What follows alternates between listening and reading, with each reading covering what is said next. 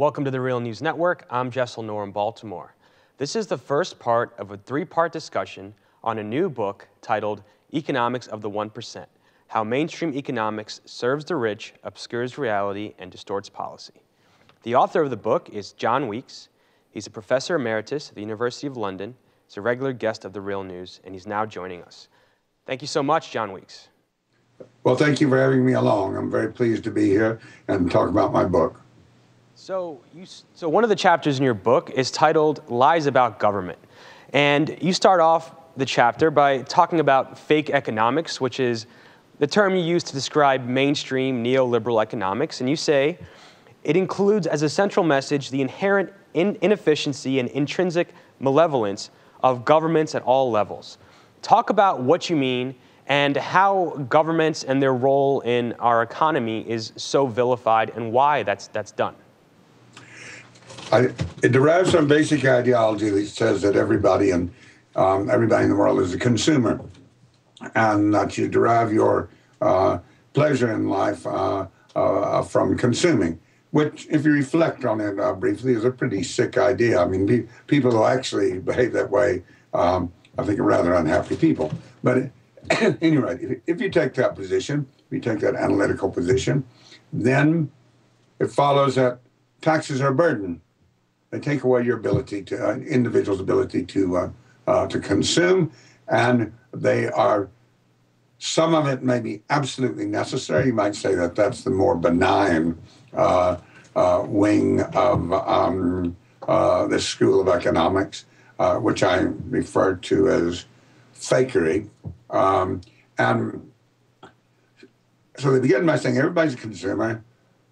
Taxes should be as small as possible so you can go out and consume.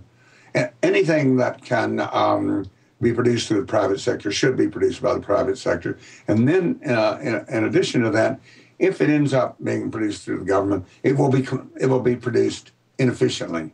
That is, there's some things you can't avoid. One presumes kind of private fire department. They would just go and put out the fires of the people that had paid, not the ones next door that hadn't. But most things, you should go for the private sector because the government is inherently inefficient. It's quite extraordinary, actually, that many people believe that. The reason they believe it is because it's beaten into people every day. Because think about it for a moment. You'll learn that, say, the environmental agency wastes money building something or other, whether it be subsidizing wind farms or subsidizing people who do research on non-carbon-based energies. But this is peanuts compared to the private sector. I mean, you have these executives who oversaw the collapse of the financial system, and each year they're getting bonuses of $100 million, $300 million. Well, I mean, if this isn't waste, what is?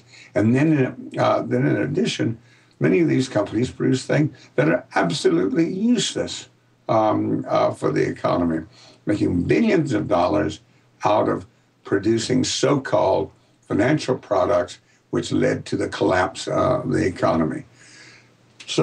But the idea has been sold. Government is inefficient. We ought to make it as small as possible, and we ought to lean it. What would you say? I forget what the cliche is. It ought to be leaner and more effective.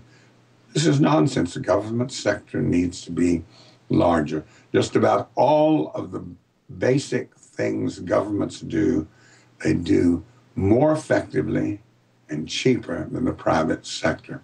One of the best examples is pensions. The U.S. Social Security system is much more efficient than anything in the private sector, and that is because, of course, the government doesn't charge you a handling fee and doesn't charge you and doesn't run a profit doing it.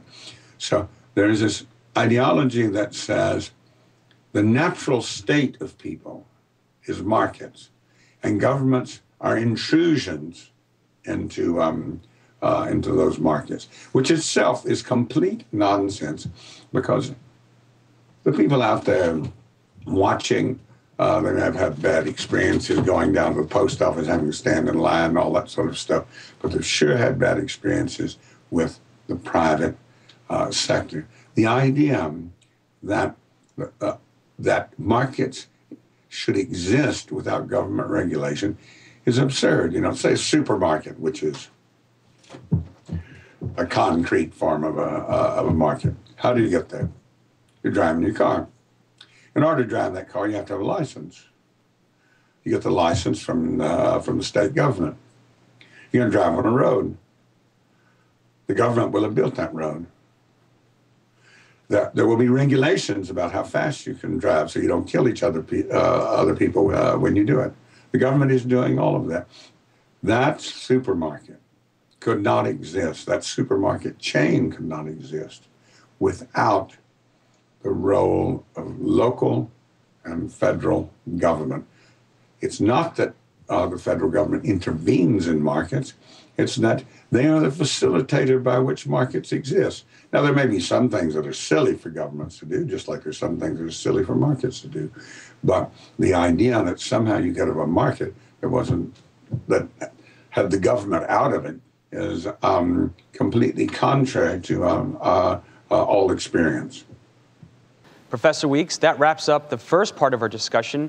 We're going to continue this in part 2 in just a moment. Thank you so much for joining us. Thank you. Thank you for joining us, The Real News Network.